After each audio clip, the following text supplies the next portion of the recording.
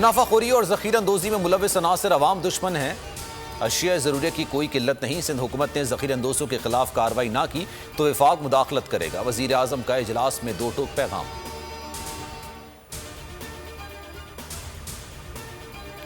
Petroleum dealers association की मुल्क भर में हड़ताल। अवाम का बुरा हाल। पेट्रोल पंप्स के चक्कर काट कर चकरा गए। कहीं पेट्रोल पंप्स खुले तो कहीं बंद।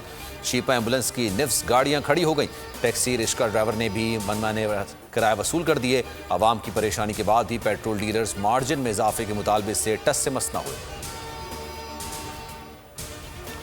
पेट्रोल पंप्स मालिकान और हुकूमत के दरमियान मुज़ाकरात बेनतीजा खत्म। हम्माद अजहर हड़ताली एसोसिएशन के सामने डट गए। कहते हैं 9 रुपये मुनाफा इजाफे का मुतालबा नाजायज़ है। चंद कंपनियों को नवाजने के लिए 9 रुपये का इजाफा नहीं किया जा सकता। जायज़ मुतालबात मानेंगे, अवाम को परेशान करना दुरुस्त नहीं।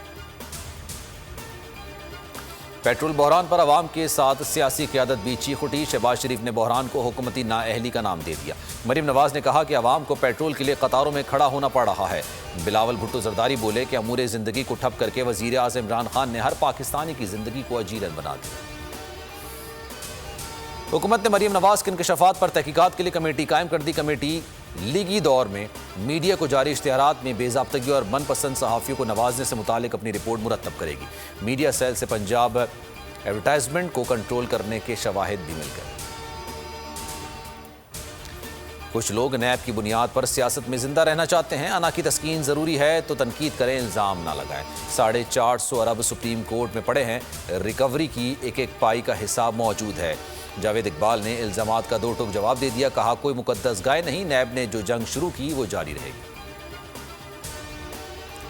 जब भी मईशत बेहतर होने लगती है, करंट अकाउंट खसारा और रुपए पर दबाव बढ़ जाता है। इसी वजह से IMF के पास जाना पड़ता है। माजी में बरामदात बढ़ाने के लिए कोई इकदाम नहीं किया गया। इंडस्ट्री उठेगी तो बरामदात में इजाफा होगा। वज़ीर आज़म का सोनी धरती रेमिटेंस प्रोग्राम की तकरीब से खिताब। अफगानिस्तान में अमन का मतलब पाकिस्तान में अमन है। अफगानिस्तान की इंसानी बुनियादों पर जल्द इमदाद की ज़रूरत है। आर्मी चीफ की इटली के सेक्रेटरी जनरल ऑफ डिफेंस से मुलाकात में गुफ्तगू। अफवाज पाकिस्तान के प्रोफेशनलिज्म को सराहा।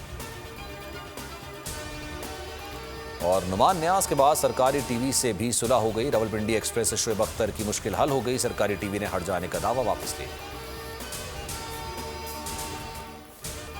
फिलवक्त इतना ही। मजीद खबरों और अपडेट्स के लिए आप देखते रहिए बोल न्यूज़ और विजिट कीजिए हमारी वेबसाइट bolnews.com। एक ब्रेक के बाद आप देख सकेंगे प्रोग्राम ऐसे नहीं चलेगा। सब्सक्राइब करें और बेल दबाएं ताकि कोई खबर रह न जाए।